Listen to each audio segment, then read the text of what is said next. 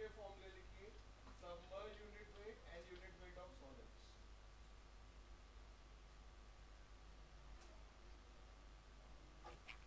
उधर तो नहीं चले गए थे, इधर ही आए ना direct? पता नहीं बेचारा कौन है जो उधर है, मुझे उसकी बहुत फिक्र हो रही है। नंबर भी उसका इस पे पीएनटी पर आया है कि पता भी नहीं चल रहा है। आएगा बेचारा, पार्टी दूंगा मैं उसको। मैं कर तो दिया, व्हाट्सएप पे डाला है ग्रुप में मैंने कि क्लास आपकी शांति प्लाजा में होगी। याद ना है बेटे? हैं बेटा, इस ये फॉर्मूले लिखने हैं आपने, ये फॉर्मूले और इनकी रेंज लिखनी है। जब तक आप रिवाइज नहीं करोगे तब तक कोई फायदा नहीं है ना भाई। हम पढ़ रहे हैं और भूल रहे हैं तो क्या फायदा होगा उसका।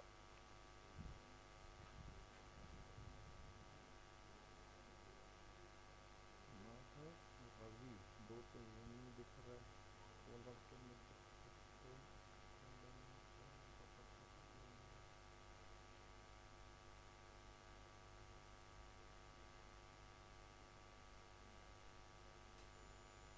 जब आप ये लिख लेंगे, इसके बाद वॉइड रेशियो, पोरोसिटी और आईडी के फॉर्मूले और रेंज लिखिए। एक बिल्कुल टेस्ट की तरह समझिए इसे, टेस्ट चल रहा है आपका और ये पढ़ाया है कल। आपको हर दिन घर जाके रिवाइज करना है तो ही रैंक आएगी बच्चों, नहीं तो बस एक रूटीन की तरह है कि आए चले गए बट रिजल्ट नहीं आएगा।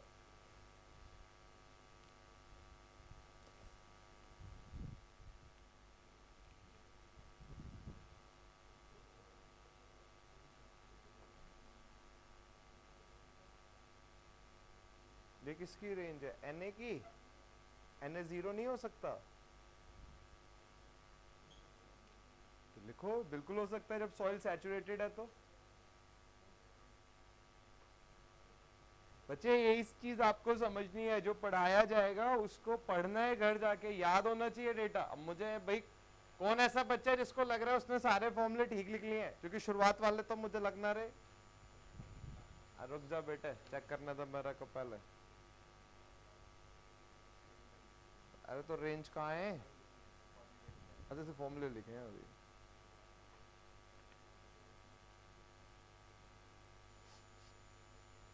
ये गामा डी और गामा एस का फॉर्मूला एक ही नहीं लग रहा है? अब भैया लिख लिख ले बेटे। आज आज उधर तो नहीं पहुंच गए थे? हाँ चलो, तो सबसे पूछना पड़ रहा है इंडिविजुअली। हाँ बेटे, बर्लिन में, आप बर्लिन से हैं, इधर दिखाइए इसको। ये क्या है? ये तो बहुत ही, मतलब मैं फर्स्ट टाइम अपनी लाइफ में मैंने ये सब देखा। क्या कर रहे बेटे? यूनिट वेट में तो रेंज बताई नहीं मैंने।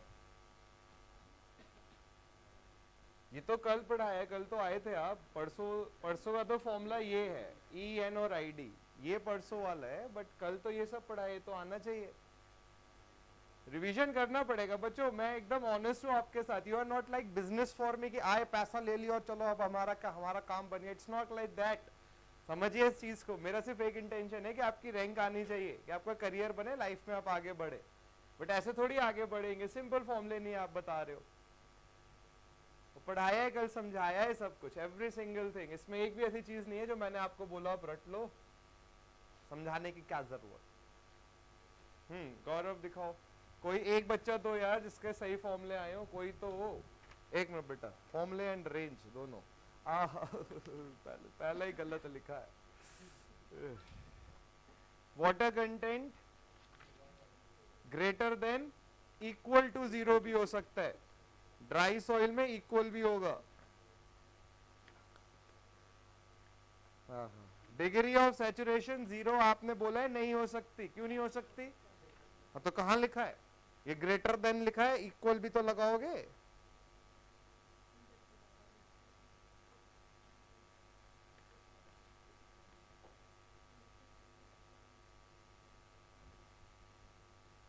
बाकी ठीक लग रहा है।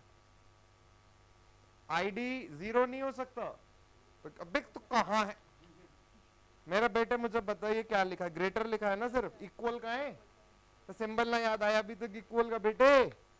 इक्वल 100% भी हो सकता है।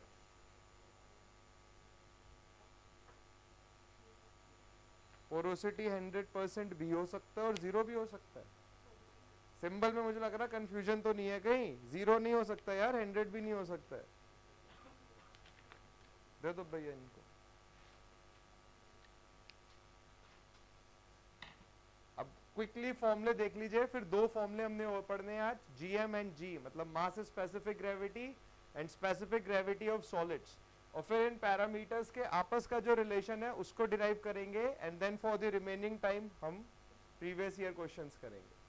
तो वाटर कंटेंट का फॉर्मूला है बच्चों, weight of water by weight of solids, range है ग्रेटर देन इक्वल टू 0, बिल्कुल 0 हो सकता है जब सॉइल ड्राई हो।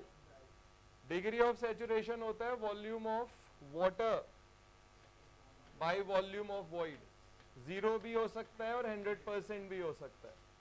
Air content is volume of air by volume of void, 0 भी हो सकता है और 100 भी हो सकता है, मतलब percent air voids is volume of air by total volume, 0 हो सकता है बट 100 नहीं हो सकता। Gamma T is total weight by volume, gamma d is weight of solids by volume, gamma saturated is saturated weight by volume, gamma dash is gamma saturated minus gamma w, gamma s is ws by vs.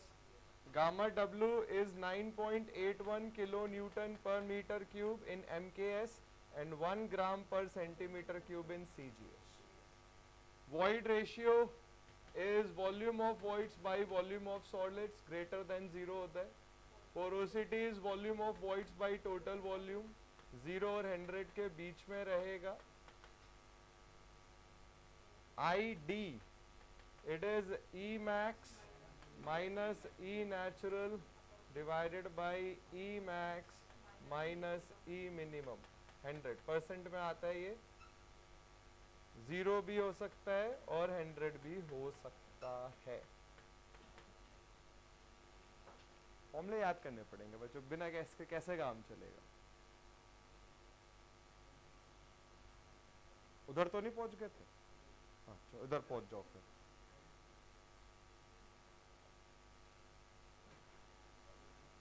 इधर है, देख लो जहां तुम्हें ठीक है। Again I am saying this every single day, जो भी हमने पढ़ा है नेक्स्ट डे मैं उसको रिवाइज कराऊंगा। कल से A4 साइज पेपर लेकर आइए, यही फॉर्मूला कम से कम 20 बार आप क्लास में लिखेंगे, क्योंकि ये बहुत ज्यादा इंपॉर्टेंट है। अब लास्ट पेज पे ही लिखेंगे तो लास्ट पेज पे पता चला अगली बार ही लिखा हुआ ही दिखा दोगे मेरे को, शातिर लोग हो तुम लोग, एक नंबर के, ठीक है। तो इसलिए ब्लैंक पेपर लाइए हमेशा क्लासरूम में, 3 या 4। अब हेडिंग डालिए मास स्पेसिफिक ग्रेविटी।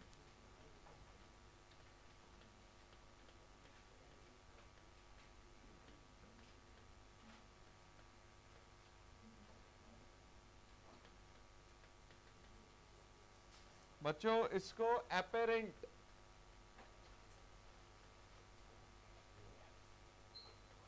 स्पेसिफिक ग्रेविटी भी बोलते हैं।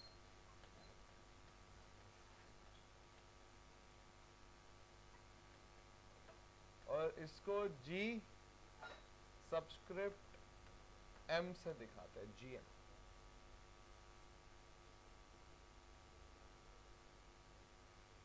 वैसे फ्लूइड मैकेनिक्स में भी आएगा ये, तो ये इधर समझ लेंगे तो उधर फायदा मिलेगा आपको। आप समझिए ये होता क्या है, जैसे इस मार्कर का वेट हमने एयर में मेजर करा, तो इसके न्यूमरेटर में आता है वेट ऑफ द, मार्कर के बजाय सॉइल बोल रहे हैं, सॉइल इन एयर, ठीक है। आपने ऐसे इसका एयर मतलब बाहर पानी में नहीं, ऐसे नॉर्मल वेट मेजर कर लिया इसका। अब आपने क्या करा, इस मार्कर को पानी में डुबाया, तो जब आप मार्कर को पानी में सबमर्ज करोगे तो आर्किमिडीज ने बोला था कि कुछ पानी क्या होगा, डिस्प्लेस होगा, है ना। जब आप किसी भी बॉडी को पानी में डुबाते हो तो बॉडी पानी को क्या करती है, डिस्प्लेस करती है।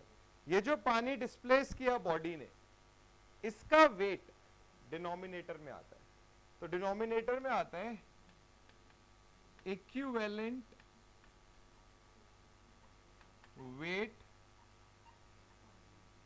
ऑफ वाटर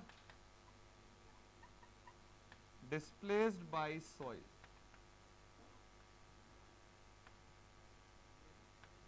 अब देखिए दोबारा समझ लीजिए, सॉइल का वेट आपने मेजर करा एयर में, फिर आपने सॉइल को पानी में डुबाया, तो सॉइल ने पानी की वॉल्यूम को डिस्प्लेस करा, जितनी वॉल्यूम डिस्प्लेस हुई पानी की उसका वेट डिनोमिनेटर में आएगा। इसी को फिर हम और सिंप्लीफाई करके अभी इसको हम डिराइव भी करेंगे, बट यहां तक लिखिए पहले। So weight of the soil in air divided by equivalent weight of water displaced by soil.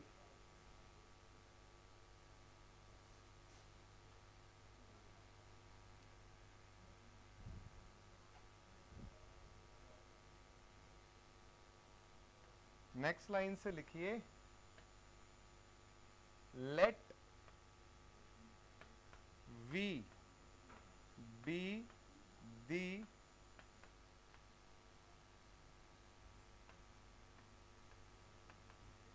Volume of the soil.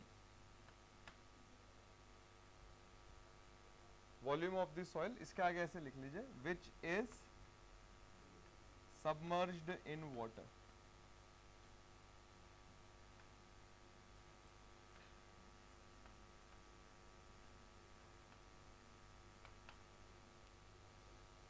Which is submerged in water. तो आपने जो सॉइल को डुबाया पानी में, लेट से उसकी वॉल्यूम v है, तो बच्चे पानी की कितनी वॉल्यूम डिस्प्लेस होगी? v, है ना। आर्किमिडीज प्रिंसिपल यही है। लिखिए, according to Archimedes principal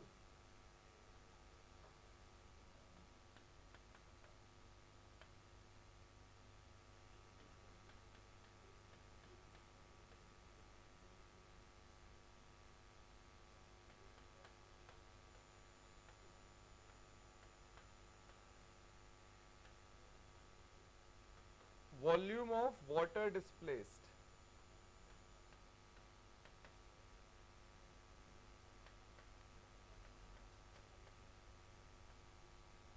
is equal to volume of soil submerged।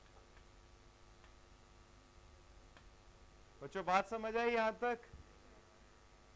तो सॉइल की वॉल्यूम v है, तो इतना पानी डिस्प्लेस हुआ। हमें पानी का वेट पता करना है, क्योंकि डिनोमिनेटर में वेट आएगा। बच्चे हम ये बात जानते हैं, डेंसिटी क्या होता है? Mass by volume. तो वॉल्यूम पता हो और हम डेंसिटी से मल्टीप्लाई कर दे तो मास आ जाता है। But gamma is weight upon volume. Body का वेट पता करना तो किससे मल्टीप्लाई करते हैं? यूनिट वेट से, जो कल हमने पढ़ा। तो अगर हमें यह पता करना है कि volume of water displace v है, वेट ऑफ वाटर डिस्प्लेस कितना है, तो बच्चे वेट के लिए किससे मल्टीप्लाई करेंगे? यूनिट वेट ऑफ वाटर से, क्योंकि वाटर का वेट पता करना है। तो wait of water displaced will be gamma w into v। तो जो डिनोमिनेटर है equivalent weight of water displaced by soil, उसकी वैल्यू क्या होगी? Gamma w into v। बात समझ आई बच्चों? इसको लिखिए। तो जो g का एक्सप्रेशन है, सो g will be wait of the soil in air, ये कैपिटल W हो गया, upon gamma w into v। अब इसको पढ़िए दोबारा, और डाउट है तो पूछे। पॉसिबल है कि डाउट हो, आ जाता है इसमें।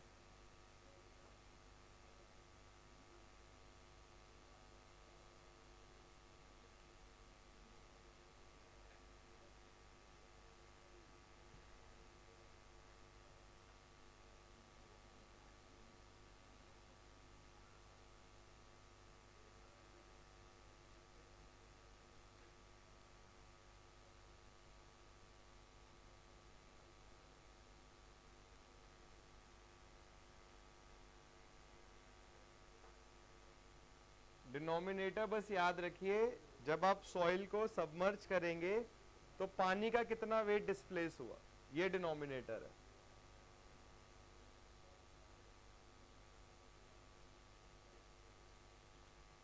बट बच्चों total weight by total volume क्या होता है, बल्क यूनिट वेट। तो आप बोल सकते हैं GM मास specific gravity gamma T upon gamma W हो जाएगी।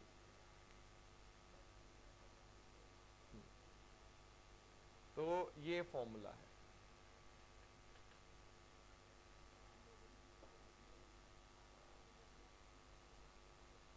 Total weight upon total volume is bulk unit wait. अब मैं जिससे पूछूंगा वो बताएंगे। एक गिवन सॉइल का क्वेश्चन सुन लीजिए, एक गिवन सॉइल में गामा T, गामा D और गामा सैचुरेटेड में सबसे बड़ा कौन होता है, ये क्वेश्चन है, बताओ मेरे को। गिवन सॉइल है मतलब वॉल्यूम कांस्टेंट है, तो इन तीनों में सबसे बड़ी वैल्यू किसकी होगी?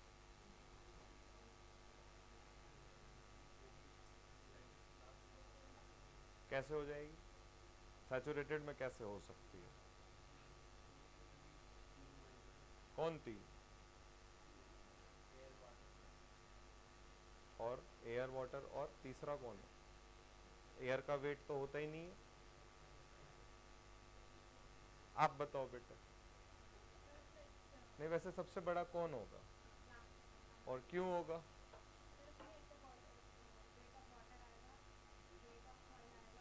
Wait of solid, solid.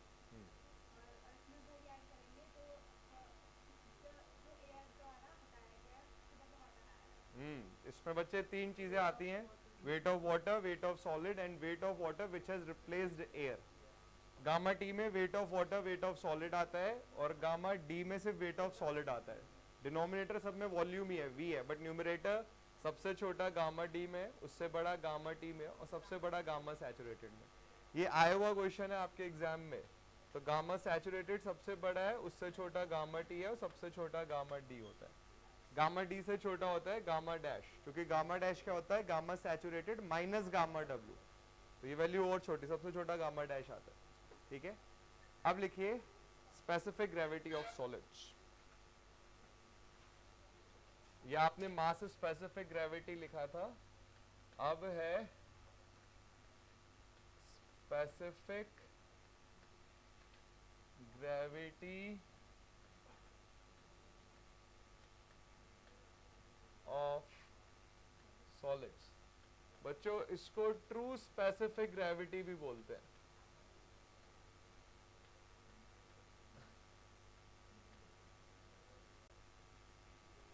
इसका सिंबल सिर्फ G भी है, या आप G सबस्क्रिप्ट S ये भी दिखा सकते हैं। अच्छा,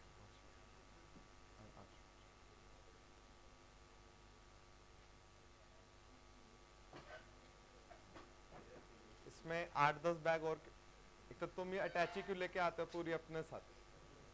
इस उससे तो नहीं आते कि किसी भी दिन यहाँ से अमेरिका निकल जाऊंगा मैं। इसमें रजिस्टर के अलावा और क्या क्या है? पूरा मतलब फ्रिज व्रिज की इसी में सर, मैं आपको ठंडा पानी फ्रिज रखा हुआ है मैंने इसी में। नहीं, मेरा बैग भी आजकल इसीलिए बड़ा हो रखा है। I can understand your pain. अब देखो बच्चों, बिल्कुल सेम तरीका है, बस डिफरेंस ये है स्पेसिफिक ग्रेविटी ऑफ सॉलिड्स में। लास्ट टाइम आपने पूरे सॉइल का वेट लिया था, मतलब उसमें सॉलिड्स का वेट भी था और वाटर का वेट भी था। इस बार क्या होगा, सिर्फ सॉलिड्स का वेट लिया जाएगा। तो इसके न्यूमरेटर में आता है वेट ऑफ सॉलिड, सिर्फ सॉलिड्स का वेट इन एयर। अब आपने सॉलिड्स को पानी में डुबाया, तो सॉलिड्स ने वॉल्यूम को डिस्प्लेस करा पानी की। सॉलिड्स की वॉल्यूम कितनी है, Vs। तो कितना पानी डिस्प्लेस हुआ, Vs। इस पानी का वेट क्या हो जाएगा, gamma W into Vs। So this is equivalent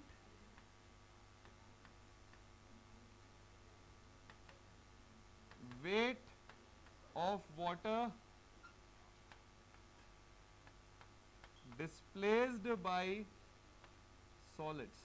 मतलब जो अभी आपने मास स्पेसिफिक ग्रेविटी पढ़ा उसमें टोटल सॉइल की बात की गई थी और यहां सिर्फ सॉलिड्स की बात की गई है। तो this will be W S upon gamma W into V S, क्योंकि जितनी सॉलिड्स की वॉल्यूम है उतना ही पानी डिस्प्लेस होगा और इस पानी का वेट कैसे आएगा, यूनिट वेट ऑफ वाटर से मल्टीप्लाई करके। बात समझ आई?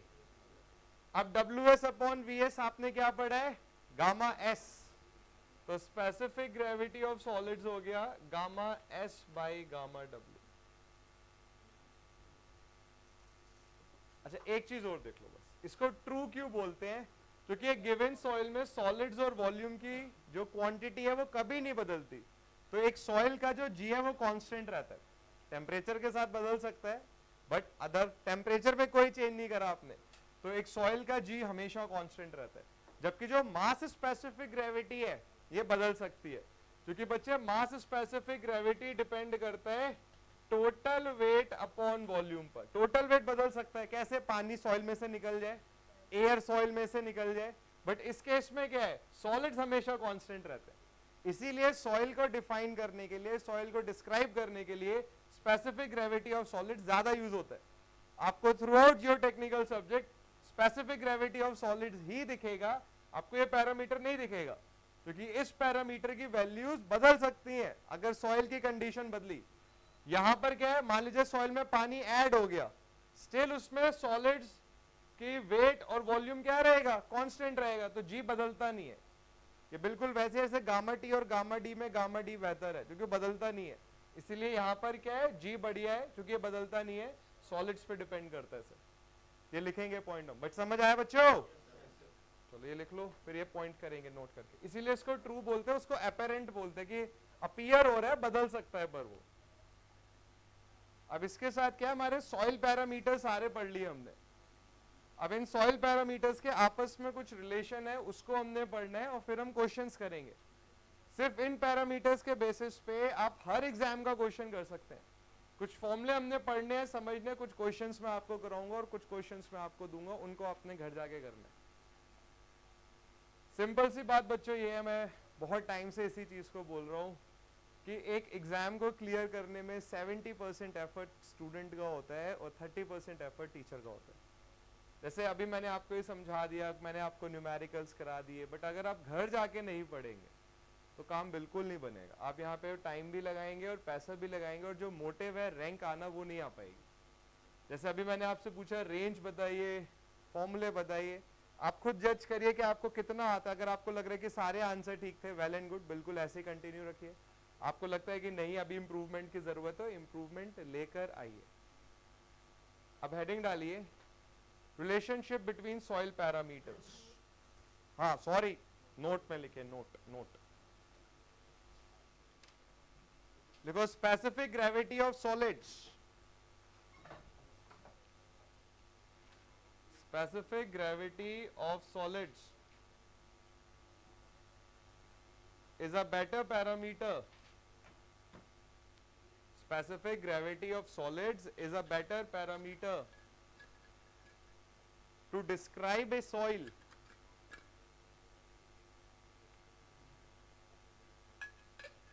Specific gravity of solids is a better parameter to describe a soil than mass specific gravity, then mass specific gravity, because GS मतलब सिंबल है स्पेसिफिक ग्रेविटी ऑफ सॉलिड्स का, because GS of a soil remains constant, because GS of a soil remains constant, because it depends on solids. GS के फॉर्मूले में solids आता है, GS of a soil remains constant because it depends on solids, whereas GM मतलब mass specific gravity, whereas GM varies, वो बदल जाती है। GM वेरीज, तो GM बदलता है, तो जो पैरामीटर बदल रहा है बार बार वो अच्छा नहीं है, जो पैरामीटर कांस्टेंट है वो बेहतर पैरामीटर है, इसलिए हम स्पेसिफिक ग्रेविटी ऑफ सॉलिड्स को यूज करते हैं। बच्चों बात समझ आई? यहां तक किसी भी सॉइल पैरामीटर में हमने काफी सारे सॉइल पैरामीटर्स पढ़ लिए हैं, किसी में भी अगर डाउट है तो this is the best time to ask, और नहीं है तो हेडिंग डालिए रिलेशनशिप बिटवीन सॉइल पैरामीटर्स।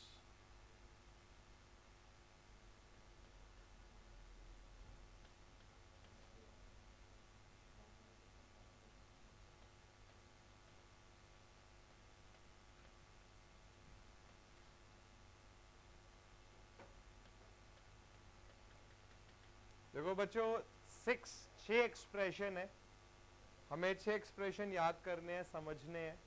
हम हर एक क्वेश्चन कर सकते हैं इस टॉपिक का। इसमें 2 एक्सप्रेशन हम ऑलरेडी पढ़ चुके हैं, बट इन्हें स्टिल लिखिए। पहला है n is equals to e upon 1 plus e. कल हमने पढ़ा था gamma t upon gamma d is 1 plus डब्ल्यू। तीसरा एक्सप्रेशन लिखिए और फिर इसको डिराइव करेंगे। यह है degree of saturation multiplied by void ratio is equals to water content into specific gravity of solids. S into e is equals to W into G. मतलब बहुत इंपॉर्टेंट है, काफी सारे क्वेश्चन आते हैं इसमें।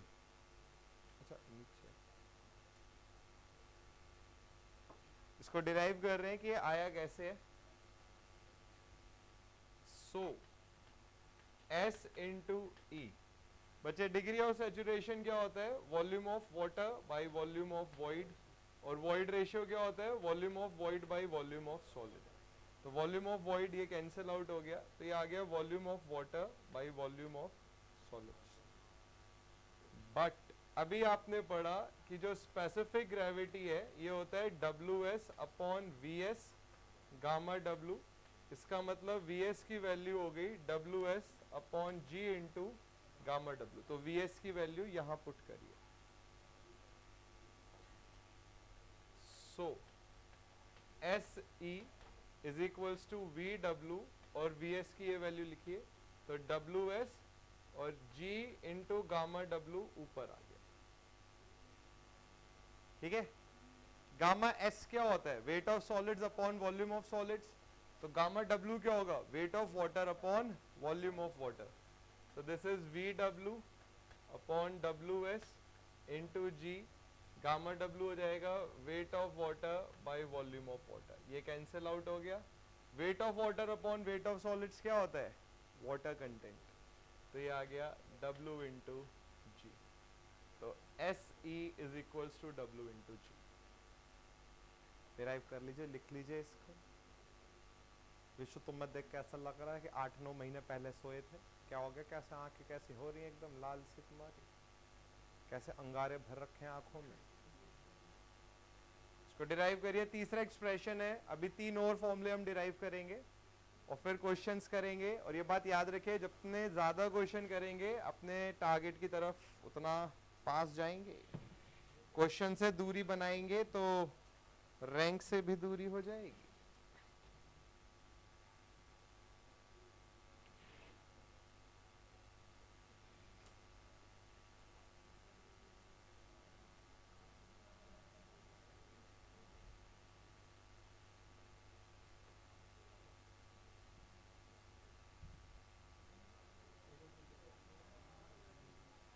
S और E के फॉर्मूले को ब्रेक कर दो। VS की जगह VS हमें पता है G के एक्सप्रेशन में आता है, क्योंकि हमें G लेकर आना है RHS में, राइट हैंड साइड में। तो VS की जगह ये फॉर्मूला बना दो, यहाँ आ गया। बट गामा W होता है weight of water by volume of water, cancel out हो जाएगा, फॉर्मूला आ गया। लिख लिया बच्चों ये? कोई डाउट किसी को? अब देखिए नेक्स्ट फॉर्मूला, देखिए बहुत इंपॉर्टेंट है, काफी आएगा एग्जाम में। This is bulk unit weight gamma T which is total weight by total volume is equals to G plus SE upon 1 plus E into gamma W।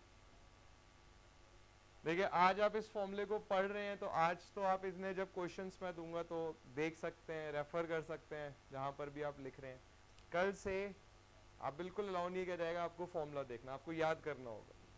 This is the only way to secure the rank. अगर आपको rank लेकर आनी है तो आपको बहुत ज्यादा मेहनत करनी है, आपको फॉर्मूले याद रखने होंगे, एग्जाम में नोट्स नहीं है। अब इसको हम डिराइव कर रहे हैं, इसका डेरिवेशन एसएससी जेई मेंस में पूछा गया है, तो ये बात याद रखिए जो डेरिवेशंस हैं ये मेंस में पूछे जाते हैं। एसएससी जेई में सिर्फ एक एग्जाम नहीं है, 2 एग्जाम है, तो जो मेंस का एग्जाम है वो इंटरेस्टिंग होता है as compare to objective. Objective काफी आसान आता है बट मेंस के कुछ क्वेश्चन बहुत अच्छे लेवल के होते हैं। अब फॉर्मूला देखे कैसे डिराइव करेंगे, तो गामा टी होता है total weight upon volume. Total weight को हमने लिखा wait of water plus wait of solids, total volume को लिखा volume of void plus volume of solids. अब बच्चों हमने क्या करा, वेट ऑफ सॉलिड्स कॉमन लिया ऊपर से, तो यहां आया wait of water by wait of solids plus 1, bracket के अंदर लेके जाइए, WS से WS कटा, WW आया और यहां WS आ गया।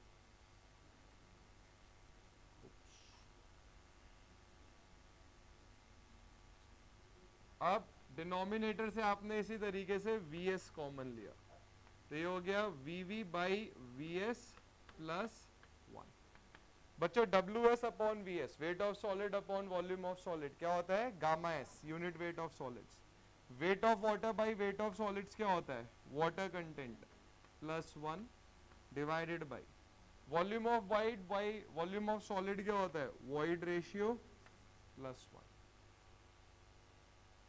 ठीक है, बट अभी आपने पढ़ा जो G है ये gamma S by gamma W होता है, तो गामा S आ गया G गामा W। पहले यहां तक लिखिए सर, पीछे वाले बच्चों को हो सकता है नीचे का ना दिखता। अच्छा डेरिवेशन है, ध्यान से पढ़ेंगे तो एक इंटरेस्टिंग सब्जेक्ट है, बहुत कुछ है इसमें सीखने के लिए और ये इंपॉर्टेंट है रैंक लाने के लिए। मैं आपको एक सिंपल एनालॉजी बताता हूँ। कई बार स्टूडेंट्स, एक तो ना एक मिथ पता नहीं क्यों है बच्चों के बीच में कि एसएससी जेई बहुत आसान है, इसमें तो कुछ भी नहीं करना होता है, बस फॉर्म भरना है, उसके बाद तो घर पर आते हैं एसएससी वाले कि हाँ भैया फॉर्म भरा था क्या, कि हाँ हाँ मैंने, हाँ कि चलो बस हो गया सिलेक्शन। इंपॉर्टेंट एग्जाम है, ये मिथ है कि बहुत आसान है इसलिए बहुत सारे बच्चे भरते, तो कंपटीशन ज्यादा होता है इसमें। गेट के कंपैरिजन में ज्यादा कंपटीशन आ जाता है, क्योंकि गेट में बच्चों को लगता है अरे मुश्किल है, वो भरते नहीं है, जबकि गेट मुश्किल या आसान वो अलग बात है, कंसेप्ट समझना चाहिए। दूसरी चीज क्या है कि अगर मैं आपको वही जो मतलब होता है ना सिंपल बस पढ़ाता रहूं मैं आपको, तो आपको बहुत अच्छा लगेगा पढ़ने में कि अच्छा कितना आसान सब्जेक्ट है, बट जब एग्जाम आएगा और आप देखेंगे कि क्वेश्चंस का पैटर्न कितना डिफरेंट होता है, तो उस टाइम पर आपकी सारी गलतफहमी दूर हो जाएगी। इट्स लाइक कि मान लीजिए आपको क्रिकेट खेलना है, आपका एक बड़ा इंपॉर्टेंट मैच है किसी टीम के साथ, आपने एक कोच के पास गए कि सर मेरी बैटिंग स्ट्रॉन्ग करा दीजिए, वो बोला बिल्कुल करा देंगे, बट वो आपको डेली फुल टॉस बॉल दे रहे हैं, वो भी बहुत स्लो। फुल टॉस पता है ना, इतना तो क्रिकेट खेला ही है सबने, तो फुल टॉस बॉल को तो हिट करना बहुत आसान है, वो भी अगर धीरे आ रही है तो कोच कितनी बड़ी गलती कर रहे हैं, वो आपको एक सिंपल बॉल को ही बार बार करा रहे हैं। बट अब जब आपका मैच होगा तो कैसे फुल टॉस ही फेंकेगा बॉलर, यॉर्कर भी तो फेंक सकता है, बाउंसर भी तो आ सकती है, गुड लेंथ बॉल भी तो आ सकती है, तब क्या करेंगे, जब आप फुल टॉस पे छक्के चौके मारे होंगे तो बोलेंगे कि हाँ मुझसे बड़ा बैट्समैन कोई आया ही नहीं, कितना अच्छा मुझे कोच मिल गया है।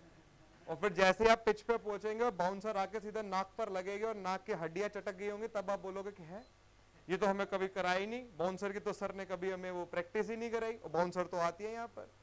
सेम एक्सप्लेनेशन एसएससी जेईई के साथ है, सिंपल क्वेश्चन आप करते रहेंगे, आपको क्लासरूम में बड़ा अच्छा लगेगा कि हाँ कितना अच्छा, मेरे 10 में से 8 क्वेश्चन के आंसर आए। बट वो 8 क्वेश्चन क्या थे कि SE इक्वल्स टू WG में 3 पैरामीटर गिवन थे, चौथा आपने निकाल दिया, आपको लगेगा कि वाओ कि भाई मैं ही हूं पद्म भूषण इस बार आ रहा है इधर। क्यों? क्योंकि आपने बहुत मुश्किल क्वेश्चन करा कि S, E और W गिवन थे और आपसे G पूछा गया, तो आपने बोला कि देखो मैं G बता तो दिया इसमें। जब तक आप पैटर्न के अच्छे क्वेश्चंस नहीं करेंगे आप अपनी रैंक की तरफ नहीं जाएंगे। और देखो एग्जाम में ऐसा नहीं होता है कि वही सर्टेन क्वेश्चन आएंगे, exams have also become as smart as you have. Exams ने भी अब धीरे धीरे अपने क्वेश्चंस का लेवल काफी इंटरेस्टिंग कर दिया है। When I gave my get in 2011 I secured 132 rank, और मैं जितना आज पढ़ा रहा हूँ इसका 1/3 भी नहीं पढ़ा था मैंने। पुराने प्रीवियस ईयर क्वेश्चन करके स्टैंडर्ड बुक्स पढ़ गए और एग्जाम भी बड़ा बहुत खुशी खुशी देकर है। वो भी मैं कह रहा हूँ कि 132 रैंक मेरी कम हो गई, वो तो मेरा प्लेसमेंट हो गया था 2 महीने पहले, तो नौकरी लग गई थी, अच्छी कंपनी मिल गई थी, तो मैं पढ़ना बंद कर दिया। मैंने कहा ठीक है। फिर दोस्त लोग बोले अबे फॉर्म भरा है 1500 का है तो एग्जाम दे देते। फिर मुझे याद है कि हाँ यार 1500 रुपए लगे हुए हैं दाव पे, तो पढ़ लेते हैं।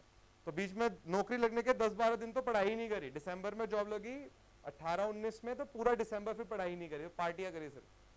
फिर 1-2 जनवरी को दोस्त ने बोला कि वो पैसे भी तो दे रखे हैं 1500 रुपए, कितने ज्यादा होते थे यार, आज भी बहुत ज्यादा, तब तो बहुत ही ज्यादा थे। स्किल 132 रैंक आ गई। उसका एक बहुत बड़ा रीजन क्या था कि कंपटीशन बहुत कम था और पेपर का पैटर्न कोई बहुत मुश्किल नहीं आता था। बट अब आप देखो 2022 में 80 मार्क्स पे, अब एक स्टूडेंट के हमारे 80 मार्क्स आए, तब उसकी रैंक 400 आई है, और मेरे 55 मार्क्स पे 132 रैंक आई थी। तो 11 साल में चीजें बदल गई हैं, पेपर भी अब इंटरेस्टिंग हो गया। ये नहीं है कि सब क्वेश्चन सीधे सीधे सिंपल ही आ रहे हैं। तो इसीलिए अभी जब हम क्वेश्चंस करेंगे तो इंजीनियरिंग सर्विसेज के भी करेंगे और गेट के भी करेंगे। ज्यादा पढ़ना नुकसानदायक नहीं है, ज्यादा मेहनत नुकसानदायक नहीं होती है, कम हो सकती है। अब गामा एस की जगह ये टर्म लिखिए, तो गामा एस की जगह आपने लिखा जी, गामा डब्ल्यू इधर लिख लीजिए, और ये आ गया W+1, नीचे ऐसे 1+E लिख रहे हैं, ब्रैकेट में मल्टीप्लाई कर दीजिए, तो GW आ गया प्लस जी को पहले लिख रहे हैं, और यहां लिख दिया WG upon 1+E into gamma W. But आपने अभी प्रूव करा है WG किसके इक्वल था, SE। तो बच्चे गामा T जो कि total weight by total volume के इक्वल था, this is G plus SE upon 1+E into gamma W. This is the formula, बहुत इंपॉर्टेंट है। I am continuously saying this कि बहुत इंपॉर्टेंट है, प्लीज याद रखिए इन्हें। आज फर्स्ट टाइम पढ़ रहे हैं, आज क्वेश्चंस करेंगे तो बिल्कुल आप फॉर्मूला देखते रहिए अपनी कॉपी से कहीं से भी, बट जब नेक्स्ट टाइम क्वेश्चन करेंगे तो फॉर्मूला याद होना चाहिए।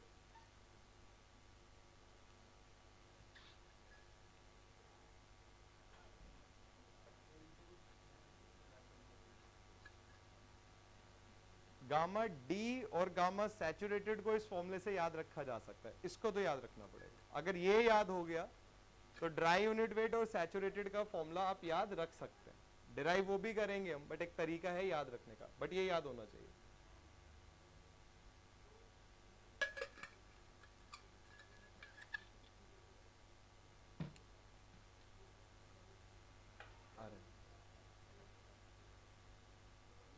एक इधर और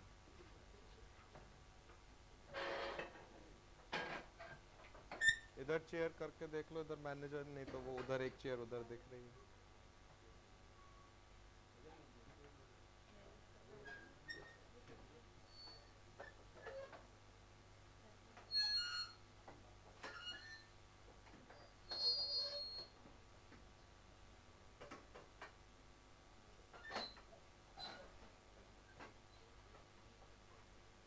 अब देखो नेक्स्ट फॉर्मूला देखो, ये थर्ड था, फोर्थ है gamma D which is wait of solids by volume.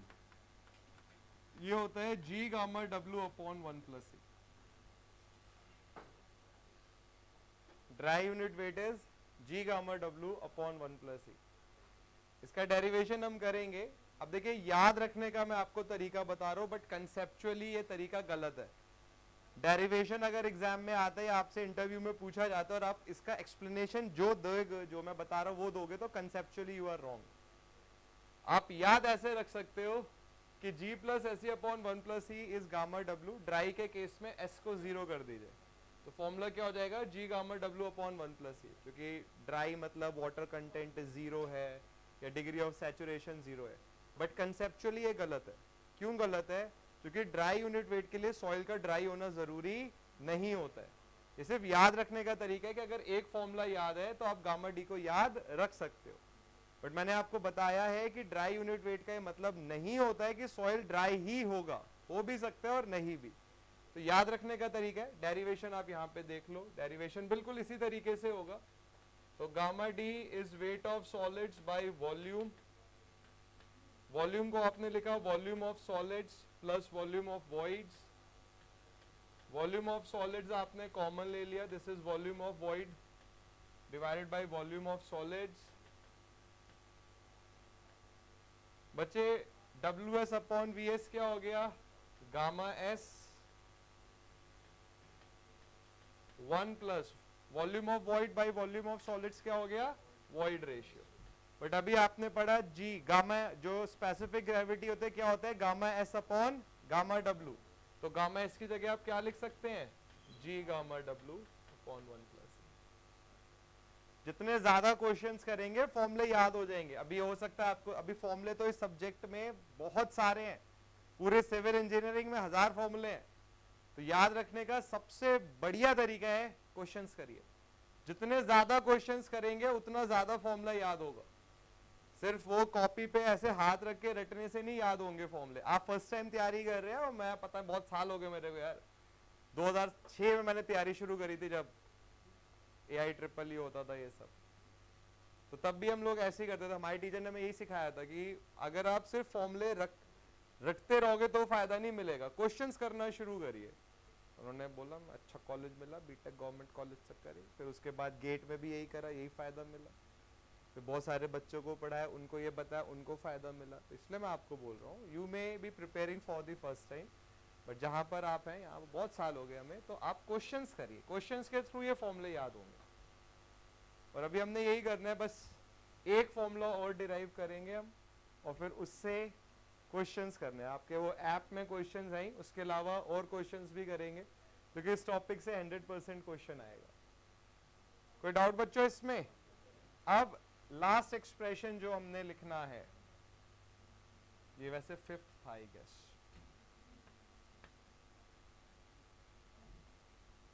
ये है गामा सैचुरेटेड, ये होता है G plus E upon 1 plus E into gamma W।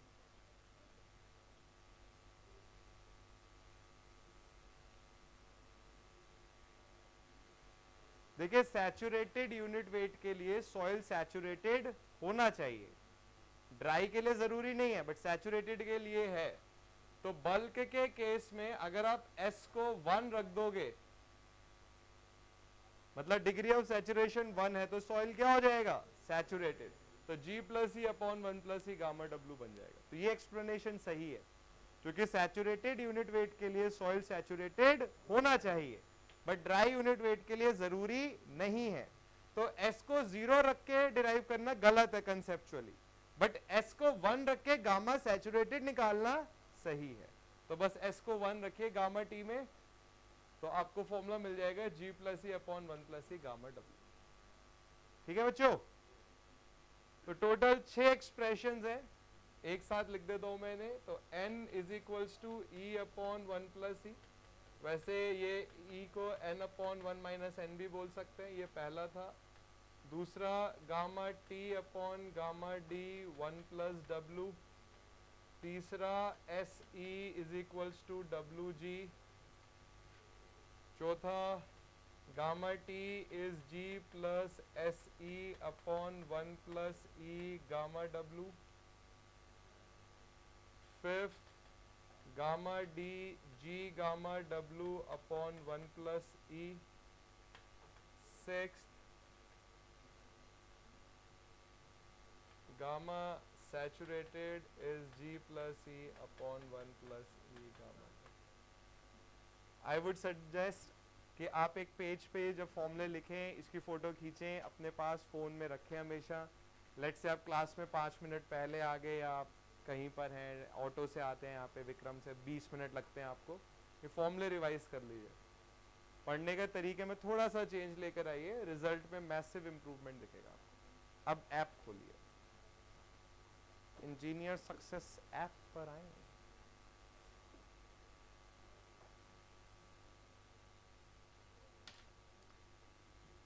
कोई बच्चा ऐसा तो नहीं जिसको ऐप एक्सेस में दिक्कत आई है?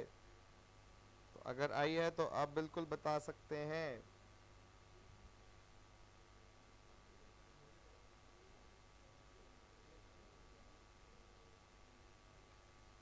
स्टडी मटेरियल में आपको जाना है और फिर civil engineering SSC JE PYQs पर आना है।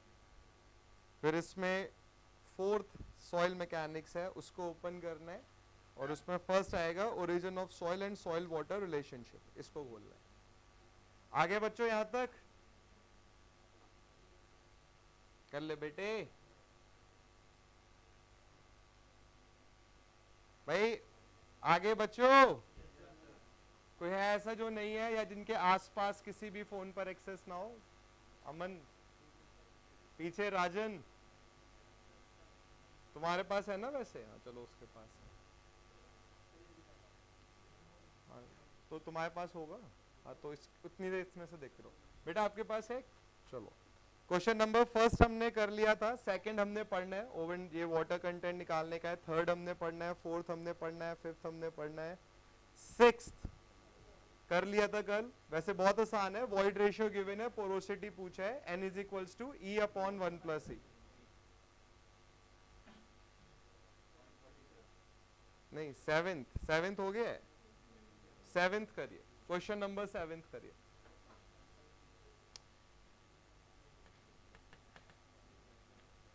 A soil has a percentage air voids Na 30% given है,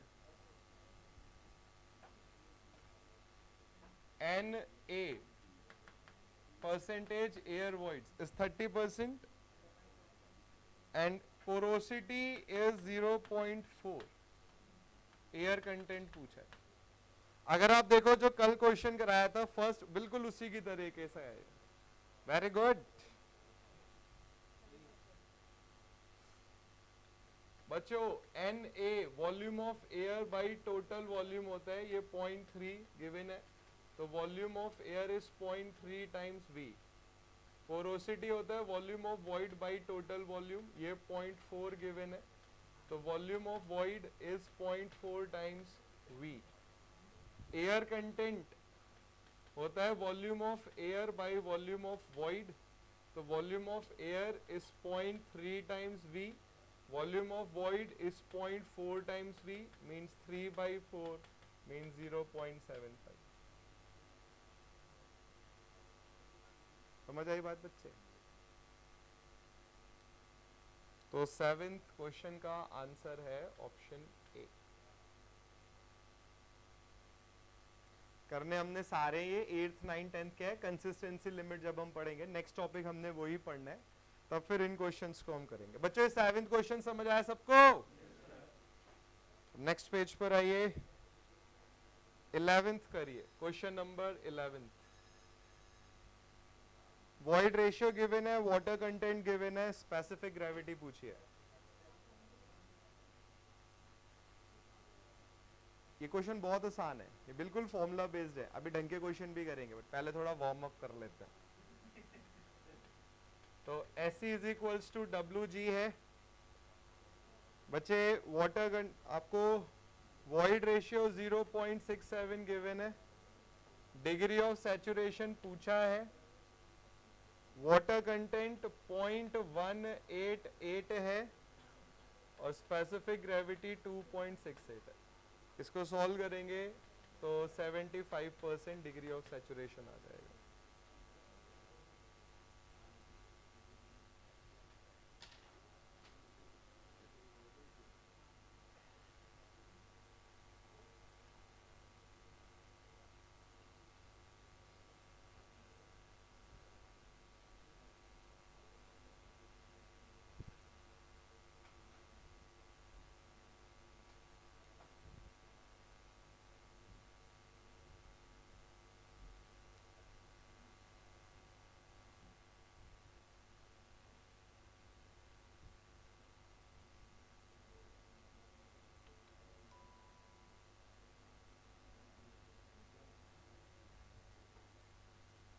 बच्चों अब आप क्या करिए, टेलीग्राम चैनल पर आइए, जो इंजीनियर सक्सेस का टेलीग्राम चैनल है उस पर आइए।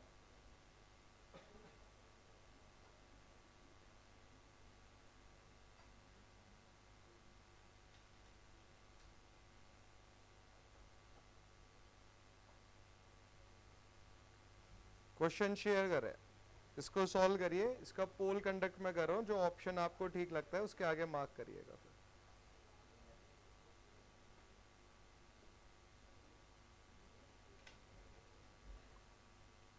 The porosity of a soil sample is 35% and the specific gravity of its particle is 2.7. Dry density of the soil is what? ये यूनिट गलत दे रखे, सेंटीमीटर स्क्वायर है, सेंटीमीटर क्यूब होना चाहिए, density centimetre cube.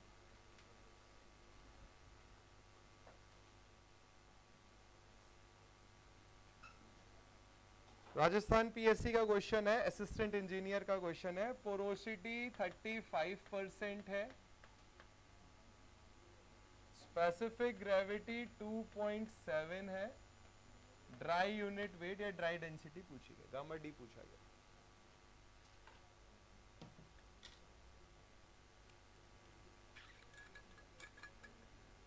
Gamma D का formula अभी आपने पढ़ा है,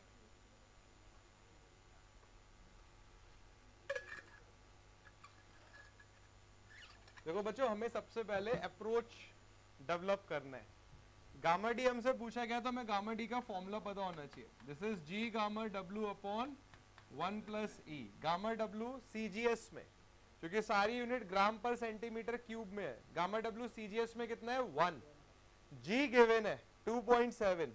अगर वॉइड रेशियो पता चल जाए तो गामा डी आ जाएगा, बट वॉइड रेशियो ना गिवन हो के क्या गिवन है, पोरोसिटी।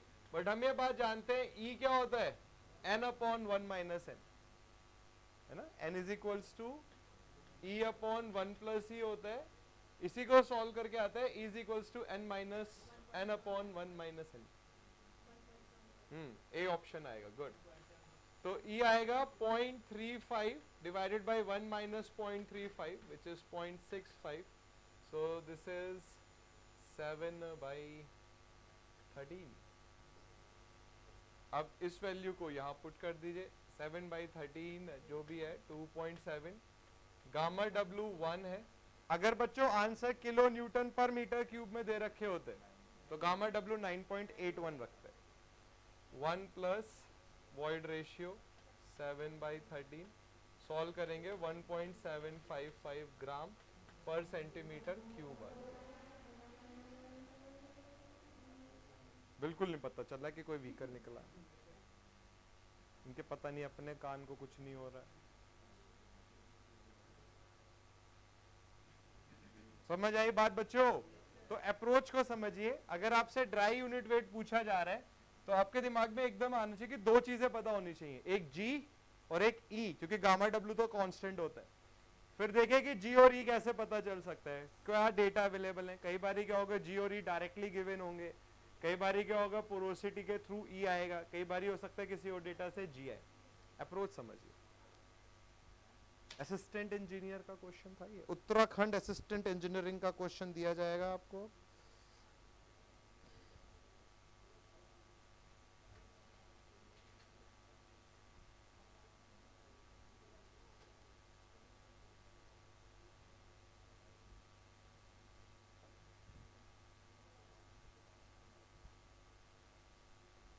थोड़ा सा मैं चाह रहा हूं कि बढ़िया क्वेश्चन दिया जाए। UPPSC Uttar Pradesh public service commission के पेपर बहुत अच्छा आता है। देखो बच्चों, अगर आप ये सब क्वेश्चन कर पाओगे तो एसएससी जेई के क्वेश्चन तो आप क्या होगा, कैसे खुश हो रखे हो उतने तो।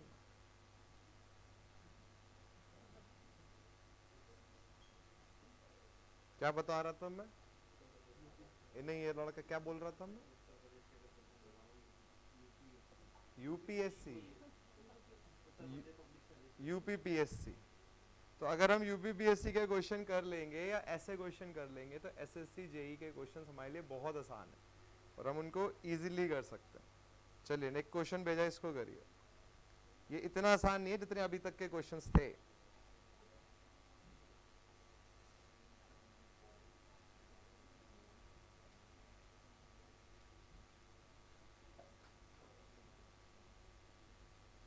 मेंस में एसएससी के ऐसे क्वेश्चन देखने को मिलेंगे आपको।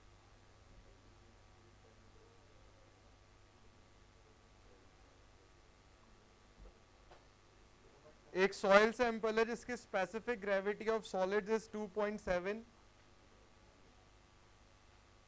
मास स्पेसिफिक ग्रेविटी इज 1.84, सॉइल बिल्कुल ड्राई है तो वॉइड रेशियो पूछा गया है। एक बच्चे ने आंसर बता दिया है, बहुत ही मतलब लाइटनिंग स्पीड। दूसरे बच्चे ने भी आंसर बता दिया है। सबसे पहले क्वेश्चन में डेटा लिखा करिए। आपको specific gravity of solids given है 2.7, मास स्पेसिफिक ग्रेविटी गिवन है 1.84, बट आपको बोला गया है कि सॉइल ड्राई है, लिखा है उसमें सॉइल ड्राई है।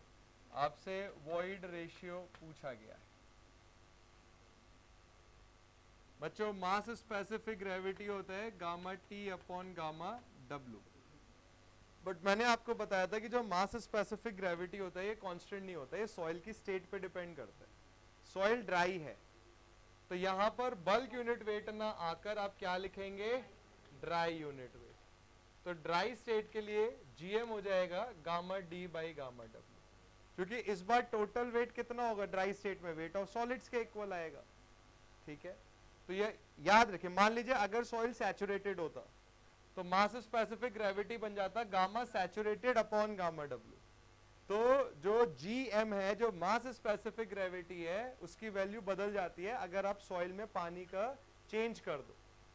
तो अगर ड्राई है तो gamma D upon gamma W लिखेंगे, सैचुरेटेड है तो gamma saturated upon gamma W लिखेंगे, और अगर तीनों स्टेट अवेलेबल है तो gamma T upon gamma W लिखेंगे।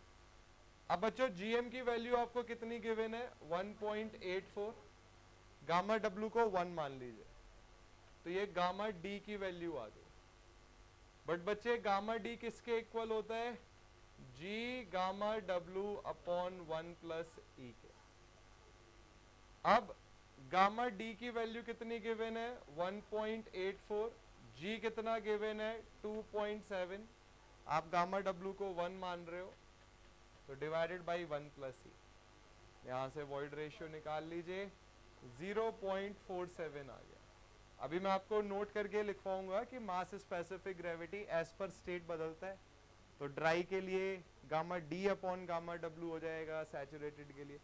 इसलिए जितने ज्यादा क्वेश्चंस करेंगे आपको कुछ नई चीजें पता चलेंगी, नए कंसेप्ट पता चलेंगे। और यूपीपीएससी असिस्टेंट इंजीनियरिंग का सबसे बढ़िया एग्जाम है, इससे ऊपर कोई नहीं है इंडिया में। इसके कुछ क्वेश्चन का लेवल बहुत अच्छा होता है। तो अगर हम मान लीजिए ए लेवल के एग्जाम को अगर हम फोकस करें और इंजीनियरिंग सर्विसेज प्री को फोकस करें तो एसएससी जेई में एकदम बहुत अच्छी रैंक ला सकते हैं, नो डाउट। बच्चों क्वेश्चन समझ आया ये? अब इसमें जो इंपॉर्टेंट पॉइंट सीखा है उसको लिख लेते हैं, ये आगे जाके फिर न्यूमेरिकल्स में फायदा करेगा आपको। तो नोट करके लिख लीजिए इसे। लिखो for dry state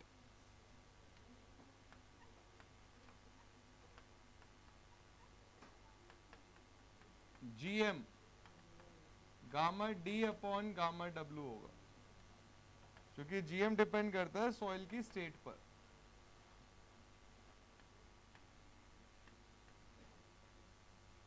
for saturated state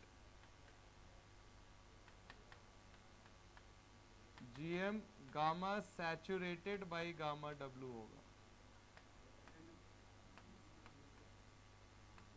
for partially saturated, partially saturated का मतलब एयर एंड वाटर दोनों है, तो GM में आएगा फिर gamma T by gamma W. तो आपने न्यूमेरिकल के डेटा को पढ़ना है और उसके बेसिस पे फिर करना है।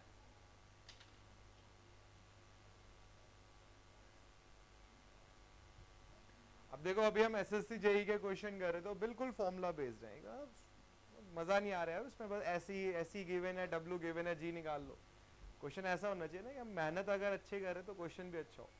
अगर हम ये सब क्वेश्चंस कर सकते हैं तो एसएससी जेई के क्वेश्चन तो हमारे लिए बहुत आसान है फिर।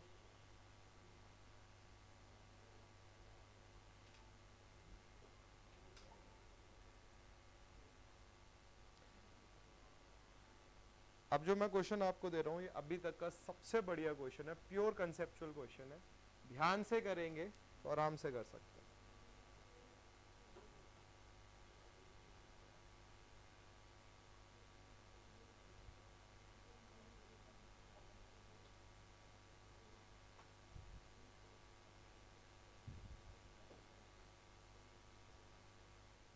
बच्चों क्वेश्चन भेजा, इसको करो।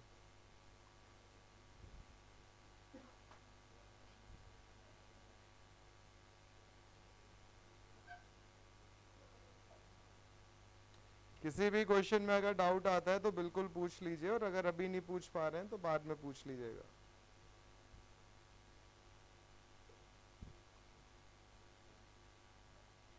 क्वेश्चन आपको ये कह रहा है, इस soil of bulk density gamma T आपको 1.8 ग्राम पर सेंटीमीटर क्यूब गिवन है, और वाटर कंटेंट आपको 5% गिवन है। वॉइड रेशियो कांस्टेंट रहा, वॉइड रेशियो में कोई चेंज नहीं आया, तो इन्होंने बोला है बल्क यूनिट वेट बताइए जब वाटर कंटेंट 10% हो गया। जब वाटर कंटेंट 5% है तो बल्क यूनिट वेट 1.8 है। बिना वॉल्यूम को बदले वाटर कंटेंट 10% कर दिया, तो अब बल्क यूनिट वेट कितना होगा? इसमें सबसे इंपॉर्टेंट पॉइंट है वॉइड रेशियो कांस्टेंट है। अच्छा बच्चों देखो, वॉइड रेशियो कांस्टेंट का मतलब क्या हुआ? वॉइड रेशियो का फॉर्मूला क्या होता है? Volume of voids bye volume of solids. Volume of void को क्या लिख सकते हैं? Total volume minus volume of solids divided by volume of solids. हमें पता है कि सॉलिड्स कांस्टेंट रहते हैं हमेशा सॉइल में। क्वेश्चन ने बोला वॉइड रेशियो भी कांस्टेंट है, इसका मतलब ये जो तीसरा पैरामीटर है टोटल वॉल्यूम, ये भी क्या है? कांस्टेंट है। तो अभी नोट करके इसको लिख लीजिए, इसको लिख लीजिए कहीं नोट करके, ये आगे के न्यूमेरिकल्स में फिर आपको फायदा करेगा। If E is constant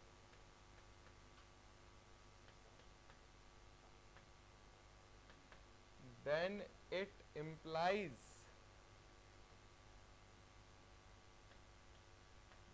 V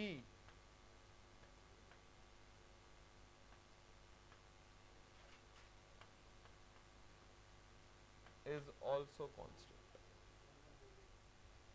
Very good. ये क्वेश्चन अच्छा है, इसमें दिमाग लगाइए थोड़ा सा। I give you 2 more minutes.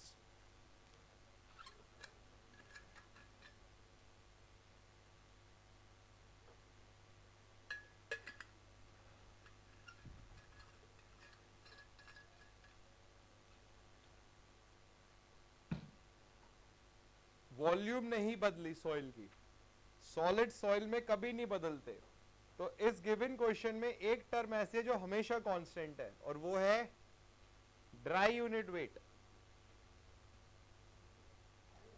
अब देखो एक सिंपल एग्जांपल, कि अगर हम सिर्फ थ्योरी पढ़ते रहे तो हमें बड़ा अच्छा लगेगा कि हाँ सब समझ आ रहा है, रेंज भी समझ आ रही है, फॉर्मूला भी समझ आ रहा है, बट अगर एक अच्छा क्वेश्चन आ जाएगा तो फिर हम घूम जाएंगे। अब देखो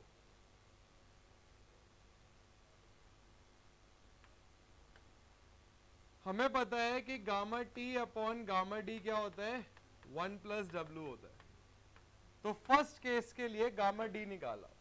फर्स्ट केस मतलब जब बल्क यूनिट वेट 1.8 है और वाटर कंटेंट 5% है, मतलब 0.05, तो ये हो गया 1.05।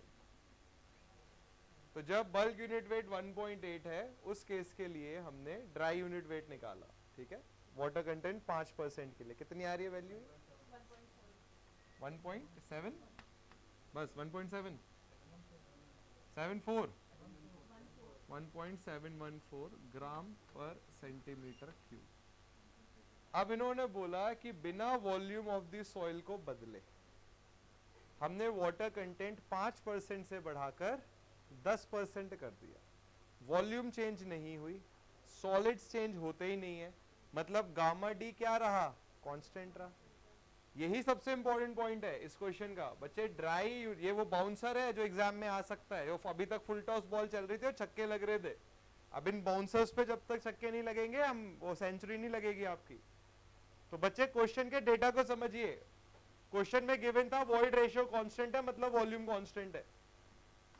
वेट ऑफ सॉलिड्स हमेशा कांस्टेंट रहते हैं। वेट ऑफ सॉलिड कांस्टेंट है, वॉल्यूम कांस्टेंट है, इसका मतलब ड्राई यूनिट वेट क्या है? कांस्टेंट है। दोबारा से एक्सप्रेशन यूज करेंगे, gamma T upon gamma D 1 plus W होता है, बट इस बार वाटर कंटेंट कितना रखेंगे? 10%, और गामा डी तो कांस्टेंट ही है 1.714, तो नया बल्क यूनिट वेट आ जाएगा। तो new gamma T will be, gamma D जो कांस्टेंट है और 1 प्लस नया वाटर कंटेंट 0.1, 10% इज 0.1। तो जब आप इसको सॉल्व करोगे तो गामा टी आ जाएगा 1.88 ग्राम पर सेंटीमीटर क्यूब। सारे क्वेश्चन फॉर्मूला बेस करने का कोई मतलब नहीं बनता है। फॉर्मूला मैं बोल रहा हूँ वो आपको बड़ा अच्छा लगेगा, कह रहे आज 10 में से मेरे 8 क्वेश्चन का आंसर आया। जब तक अगर वो क्वेश्चन तो हो ही जाएंगे, मेन है ये क्वेश्चन हमें करना है, ये क्वेश्चन हमें सीखने, ये अगर हमने कर ले फिर तो कोई दिक्कत ही नहीं।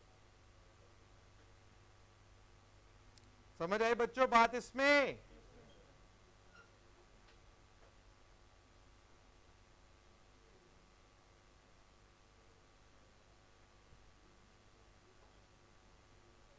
समझ आया बेटे?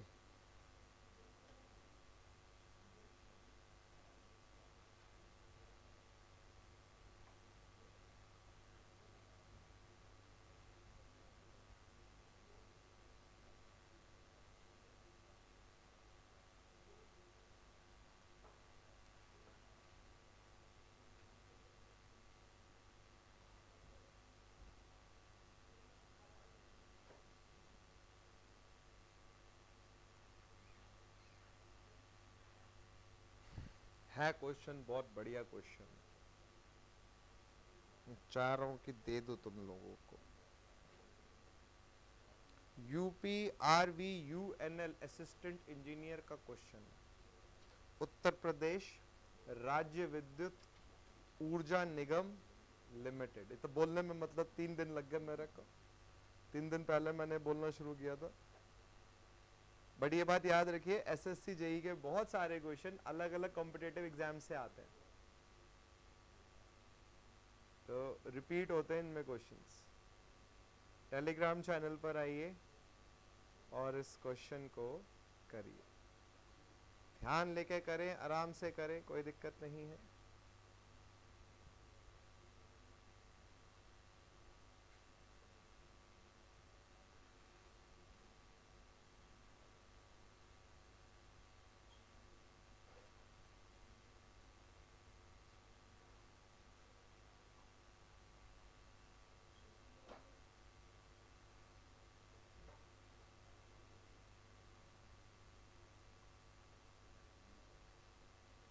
देखिए क्वेश्चन आपको ये कहना चाह रहा है कि एक सॉइल सैंपल है जिसका वेट 0.1, या वेट ना बोल के मास बोल लेते हैं,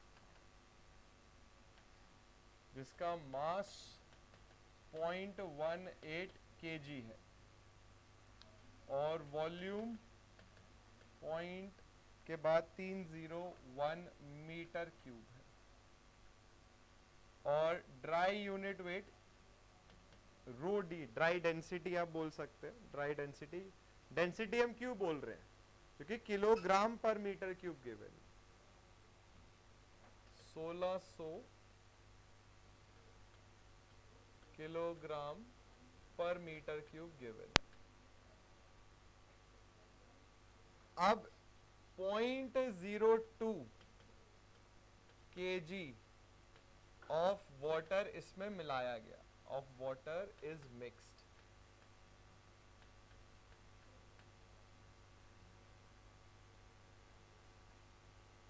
उन्होंने बोला कि अब वाटर कंटेंट बताइए कितना हो।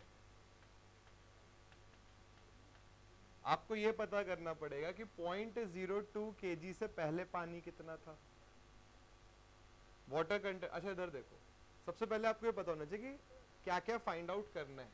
वाटर कंटेंट क्या होता है, weight of water by weight of solid. एक आपको वेट ऑफ सॉलिड निकालने, वेट ऑफ वाटर में उन्होंने बोला 0.02 kg ऐड करा, तो आपको ये पता करना है कि 0.02 kg ऐड करने से पहले पानी कितना था, तभी तो टोटल वाटर का वेट आएगा, और डिवाइडेड बाय टोटल फिर सॉलिड्स आएंगे।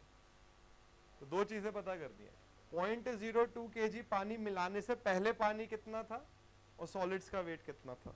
सॉलिड्स का वेट कैसे पता करेंगे, ड्राई यूनिट वेट। किसने आंसर बताया, आंसर वेरी गुड है, वेरी गुड। देख लो बेटा, क्वेश्चन को सॉल्व भी करना बेटे। वेरी गुड, अच्छा क्वेश्चन है ये। Answer is 25%।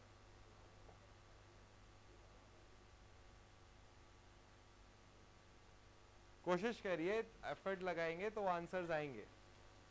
और इट टेक्स टाइम, ऐसा नहीं है कि एकदम आ जाएंगे आंसर, बट जितनी ज्यादा मेहनत करेंगे, जितनी ज्यादा क्वेश्चंस की प्रैक्टिस करेंगे, उतनी जल्दी आंसर आएंगे। स्ट्रगल कम हो जाएगा क्वेश्चंस में अगर घर पे स्ट्रगल बढ़ाएंगे तो। प्रैक्टिस में स्ट्रगल करिए, रैंक में स्ट्रगल नहीं करना पड़ेगा।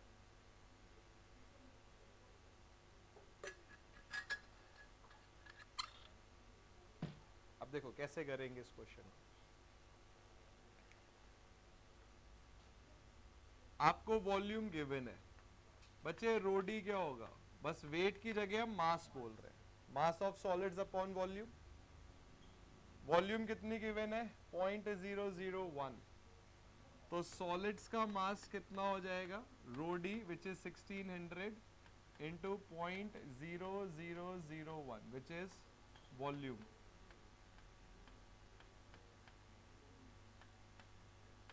पॉइंट 16 kg आ गया। बात समझ आई बच्चों, समझ आया यहां तक? पीछे बच्चों, अखिल समझ आया बेटा?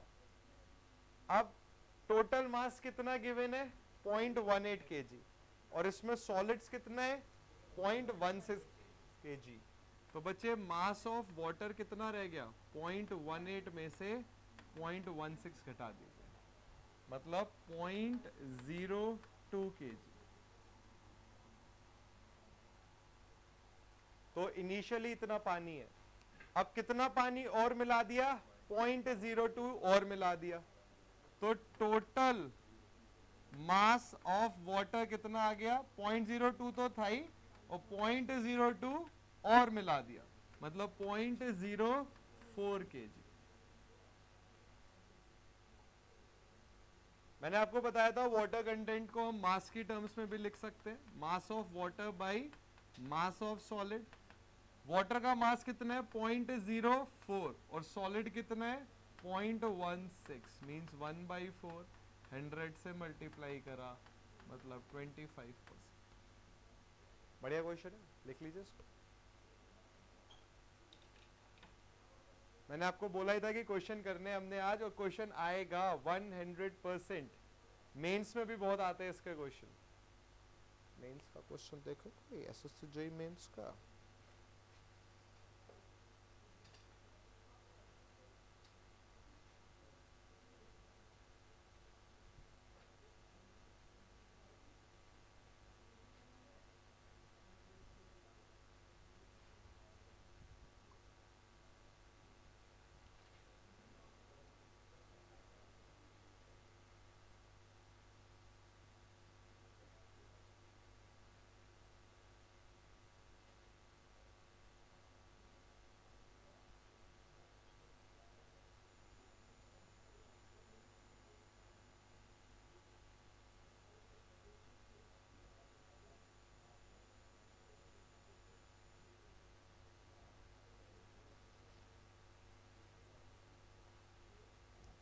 बच्चों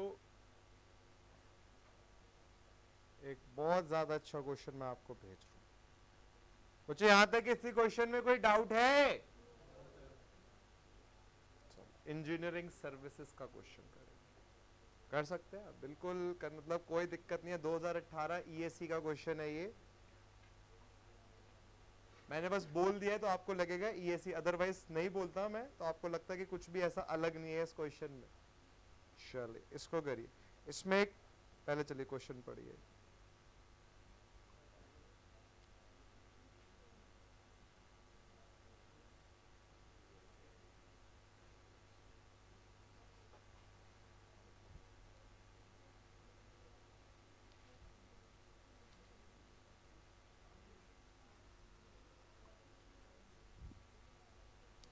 देखिए क्वेश्चन क्या कह रहा है, a soil yielded a maximum dry unit weight, मतलब जो गामा डी गिवन है, this is 18 kilo newton per metre cube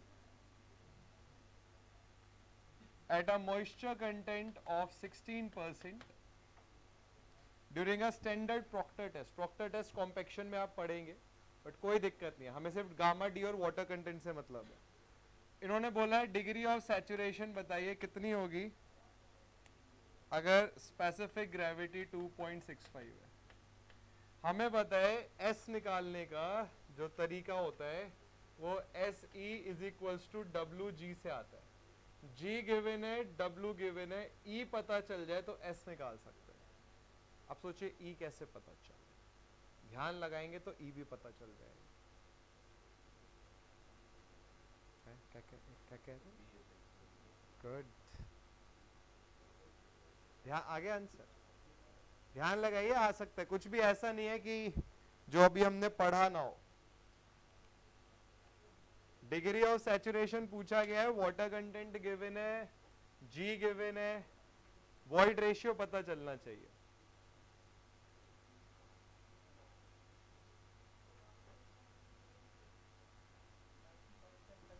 बिल्कुल सही जवाब, गुड।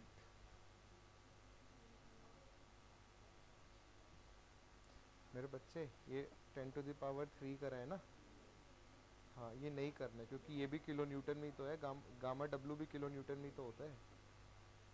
वैसे अप्रोच सही है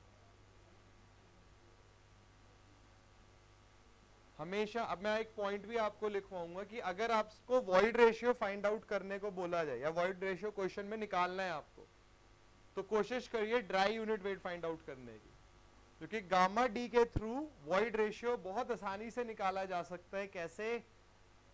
गामा डी क्या होता है? जी गामा डब्ल्यू upon 1+e। Gamma W constant है, इसकी वैल्यू हमें हमेशा पता है। जी की वैल्यू क्वेश्चन में मोस्टली गिवन होती है, तो अगर जी और गामा डब्ल्यू पता है, ठीक है, वॉइड रेशियो निकालना है, तो गामा डी देखे कैसे आ सकता है, बट क्वेश्चन ने गामा डी क्या कर रखा है? डायरेक्टली दे रखा है।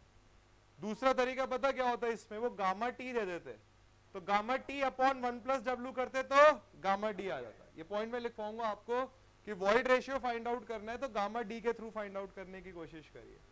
अब गामा डी की value 18 kilo newton per metre cube है, जी की वैल्यू 2.65 है, गामा डब्ल्यू 9.81 है। 10 सिर्फ तब रखेंगे गामा डब्ल्यू जब क्वेश्चन बोले, अदरवाइज नहीं रखेंगे। डिवाइडेड बाई 1+e, तो यहां से वॉइड रेशियो कितना है? 0.7 0.447, तो सुना ही कहां से। अब यहाँ पे यूज करिए s, वॉइड रेशियो हो गया 0.44, w इज 0.16 इंटू 2.65, तो ये 95% जो है वो आ रहा है, मतलब बी ऑप्शन जो है। ये इंजीनियरिंग सर्विसेज 2018 का पेपर है और ऐसा बोला जाता है कि ईएससी और गेट सिविल इंजीनियरिंग के टफेस्ट एग्जाम है, बट बहुत सारे बच्चों का आंसर आया। कंसेप्ट को सीखना है, कंसेप्ट आप सीख, और ये क्वेश्चन आप करेंगे आपको कॉन्फिडेंस आएगा आप में, ये जो एग्जाम का डर वर पैनिक सब निकल जाएगा, उल्टा एग्जाम पैनिक में आ जाएगा कि ये कहां से आ गए। बट ये चीजें एकदम से नहीं होंगी, इसके लिए आपको लगातार मेहनत करनी होगी। क्या बच्चे? कांस्टेंट मैंने नहीं बोला है, गामा डी गिवन था। जब वेट ऑफ सॉलिड्स और वॉल्यूम कांस्टेंट हो, देखो वेट ऑफ सॉलिड हमेशा कांस्टेंट रहता है, सॉइल में सॉलिड्स कभी नहीं बदलते, एयर या वाटर बदलता है। अगर सॉइल की वॉल्यूम कांस्टेंट है और सॉलिड्स कांस्टेंट होते ही हैं तो गामा डी कांस्टेंट हो जाएगा ना, WS/V होता है।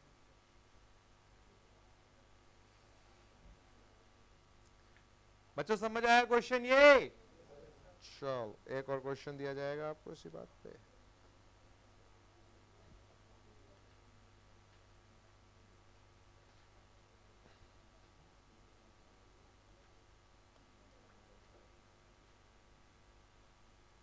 टू 2018 का ही क्वेश्चन है, ये भी इंजीनियरिंग सर्विसेज का है।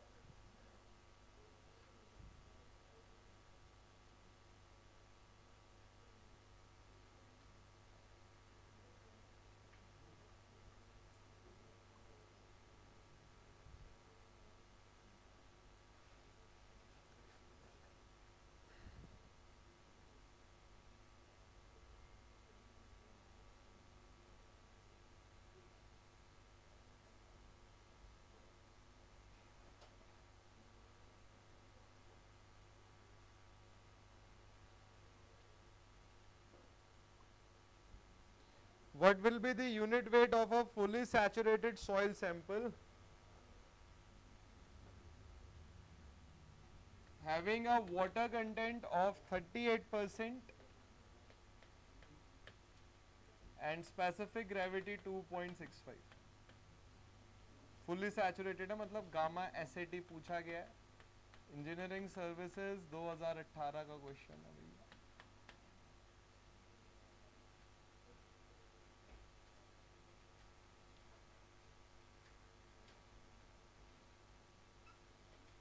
कोशिश करिए फॉर्मूले याद हो आपको ये जल्द से जल्द। अभी तो ठीक है, आज पहली बारी पढ़े तो आज अब पन्ने पलट रहे, कल से अलाउ बिल्कुल नहीं किया जाएगा, फॉर्मूले याद होने चाहिए।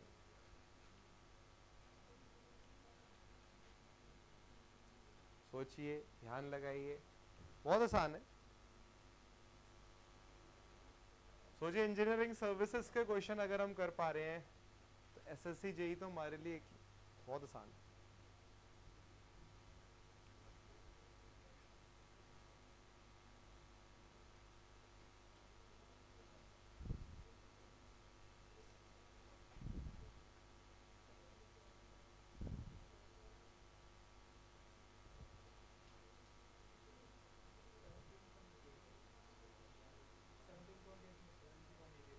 गुड, वेरी गुड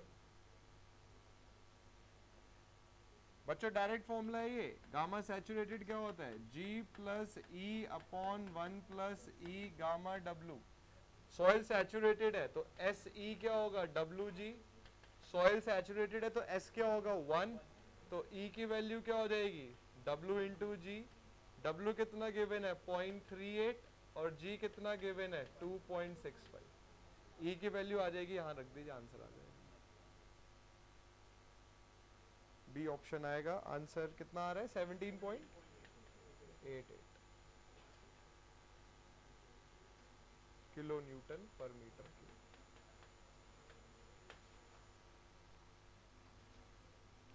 वही यार, ये कुछ टूटने वाला है।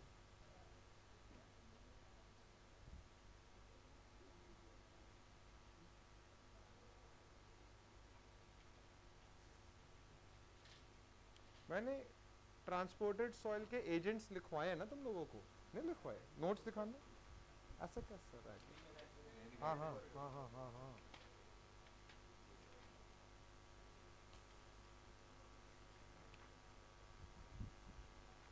Classification of soil, okay, on the basis of origin रह गया। चलो एक थ्योरी का एक छोटा सा पार्ट पढ़ लेते हैं, फिर मैं आपको एक साथ 8 क्वेश्चन भेजूंगा, उनको करेंगे। कैलोरी बर्न कर दी जाएगी आपकी सारी। यहाँ से आप बाहर निकलेंगे तो घर वाले कहेंगे कि बेटा काफी फिट लग रहे हो, कैलोरी बर्न हुई है। बट देखो, क्लासिफिकेशन ऑफ सॉइल में हमने पढ़ा था कि हम on the basis of size classify कर सकते हैं, on the basis of cohesive properties and on the basis of organic content. एक और तरीका होता है on the basis of place of origin. इसके बेसिस पे भी सॉइल को क्लासिफाई किया जाता है।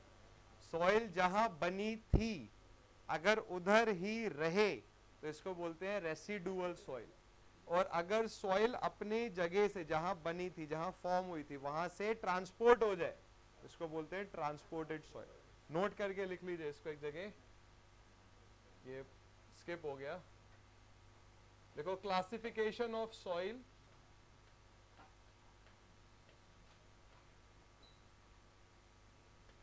classification of soil on the basis of its place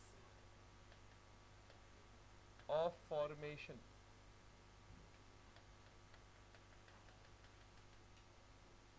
हमने साइज के बेसिस पे पढ़ा था, ठीक है। मैंने आपको बताया था 4.75 से 80 mm तक ग्रेवल है, 75 माइक्रोन से 4.75 mm तक सैंड है, 2 माइक्रोन से 75 माइक्रोन तक सिल्ट है, and less than 2 micron is clay. इसमें लिखिए, देखो, in this classification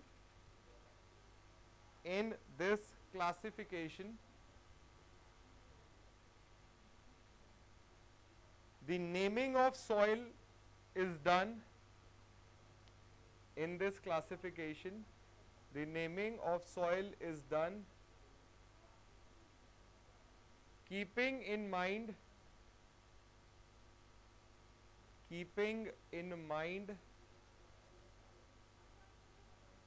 its place of formation. Keeping in mind its place of formation. Full stop. देखो, on this basis soil is characterized as, categorized as. On this basis soil is categorized as. On this basis soil is categorized as. पहला लिखिए residual soil, RESIDUAL, residual soil.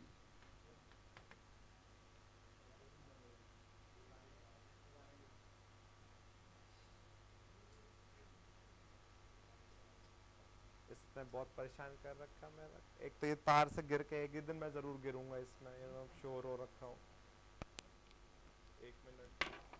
Residual soil में आप लिखो पहले तब भी समझ लो, अगर सॉइल जहाँ बना है, जिस जगह फॉर्म हुआ है उधर ही रहे तो उसको रेसिडुअल सॉइल बोलो. जैसे आप देहरादून में पैदा हुए और आप देहरादून में रह रहे तो आप रेसिडुअल. और अगर सॉइल जहाँ पैदा हुआ है वहां से ट्रांसपोर्ट होके कहीं और चला जाए, आप देहरादून में पैदा हुए बट आप दिल्ली में चले गए, वो ट्रांसपोर्टेड सॉइल हो गया. अब सॉइल को ट्रांसपोर्ट करने वाला एजेंट कौन है, उसके बेसिस पे फिर अलग अलग नाम दिए जाते हैं. रनिंग वाटर है, लेक वाटर है, सी है, क्या है, उसके बेसिस पे.